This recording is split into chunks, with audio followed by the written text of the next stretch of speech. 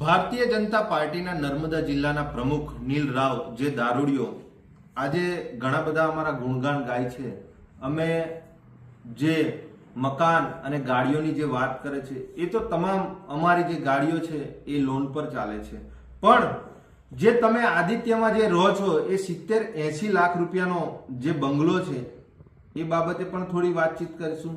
અને જે બરોડામાં તમારા નામનું નથી પણ 1 કરોડ રૂપિયાનો ત્યાં જે બંગલા લીધા છે એ પણ એ કેવી રીતે આવ્યા, અને જે 25-30 લાખ રૂપિયાની તમે જે બે ગાડીઓ લઈને ફરો છો એ ગાડીઓ બાબતે પણ થોડી સ્પષ્ટતા બધાને કરજો.